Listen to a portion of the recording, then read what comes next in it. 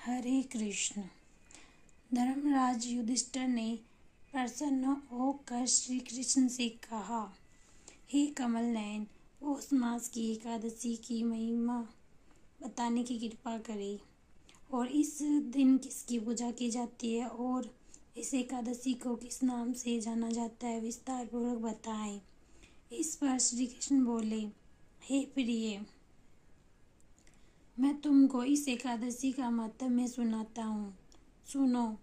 हे धर्मराज, इस एकादशी पर श्री हरि को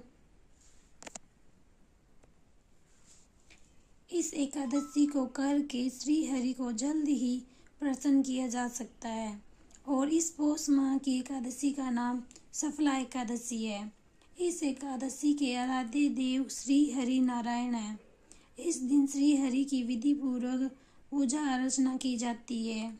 हे धर्मश्रेष्ठ, व्रत को करने वाले मनुष्यों पर श्री हरि नारायण अति प्रसन्न होते हैं और उनको वे अति ही प्रिय होते हैं।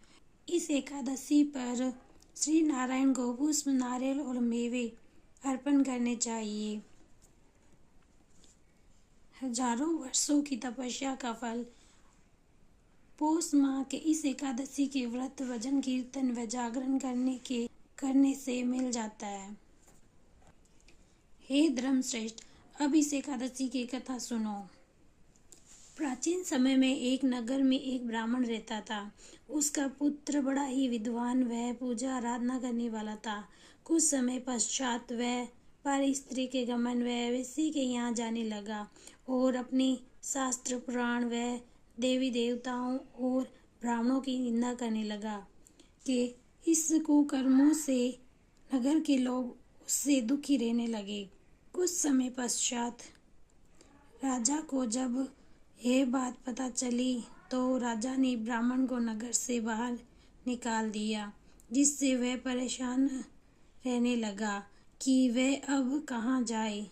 जिससे उसने अपने ही नगर में चोरी करने की सोचने लगा। दिन में नगर के बाहर रहता और रात को चोरी करता और अधिक कुकर्म करने लगा। ऐसे ही कुछ समय व्यतीत हुआ।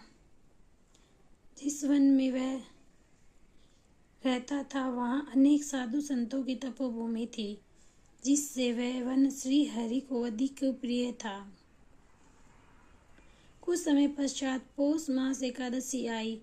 इस दिन ब्राह्मण का स्वास्थ्य खराब होने के कारण वह ना तो शिकार पर जा पाया और ना ही कुछ खा पाया, जिससे उसका व्रत रह गया और रात्रि को सर्द हवा से कांपते कांपते वह सो भी न सका, जिससे रात्रि उसने जागते हुए ही निकाली। इस प्रकार अनजाने में उस पापी का एकादशी का वह व्रत रात्रि जागरण हो गया, जिससे भगवान श्री हरि अति प्रसन्न हुए और उसके सभी पाप नष्ट हो गए।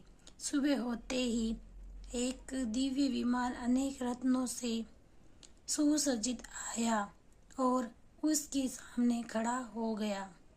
उस विमान में एक दिव्य देह ने कहा, हे ब्राह्मण, तुम्हारे इस व्रत से सारे पाप नष्ट हो गए और अब अपने नगर जाओ और अपना कर्म करो। वह ब्राह्मण प्रसन्न हो अपने नगर को आ गया और सभी को इस पौष माह की एकादशी का वृत्तांत बताने लगा, जिससे सभी नगर के लोग पौष मास की एकादशी करने लगे,